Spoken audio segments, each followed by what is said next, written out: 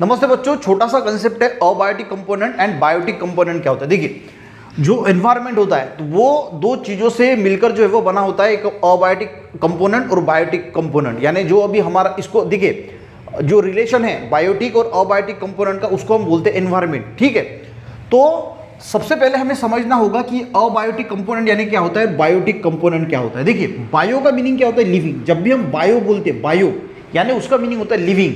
तो biotic component का meaning क्या होगा, जितनी भी लिविंग चीजें हैं उससे रिलेटेड जो भी चीज है उसको डाला जाएगा बायोटिक कंपोनेंट में। जैसे कि प्लांट है, एनिमल्स है, फंजाई है, माइक्रो ऑर्गेनिज्म है, ये सारे क्या है, लिविंग है और इसको बोला जाता है बायोटिक कंपोनेंट। दूसरा कंसेप्ट आता है अबायोटिक कंपोनेंट का, यानी नॉन लिविंग जितनी भी चीजें हैं।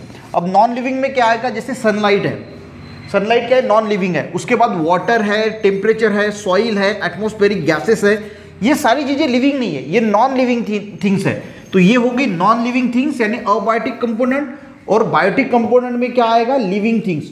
और इनका जो दोनों का इंटरेक्शन होता है अबायोटिक और बायोटिक कंपोनेंट। देखिए, कोई भी चीज अगर मान के चलो कि सिर्फ लिविंग कंपोनेंट है तो ये खुद जो है वो सस्टेन नहीं कर पाएंगे, इनको नॉन लिविंग थिंग की जो है वो जरूरी है। जैसे प्लांट है तो प्लांट को जिंदा रहने के लिए जो एटमॉस्फेरिक गैसेस है तो CO2 की जरूरत है, और उसके बाद वो ऑक्सीजन को रिलीज करेंगे।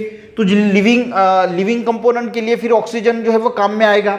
ठीक है, तो सनलाइट भी प्लांट के लिए जरूरी है, वाटर भी जरूरी है, टेम्परेचर भी जरूरी है, सॉइल भी जरूरी है। हमारे लिए भी sunlight, water, temperature, soil, gases सारी चीजों की जरूरी है। ठीक है, तो ये इन दोनों के बीच में जो है वो रिलेशन है, और उसी रिलेशन को अबायोटिक एंड बायोटिक कंपोनेंट का जो एक में का रिलेशन है, रिलेशनशिप बिटवीन, उसको हम बोलते हैं एनवायरनमेंट। और उससे क्या बनता है, एक एनवायरनमेंट बनता है। ठीक है, समझ में आ गया। बायोटिक यानी लिविंग कंपोनेंट, अबायोटिक यानी नॉन लिविंग कंपोनेंट। इसमें sunlight, water, temperature, soil, atmospheric gases आता है, और लिविंग कंपोनेंट में प्लांट, एनिमल, फंजाई, जो माइक्रो ऑर्गेनिज्म है सभी वो आते हैं।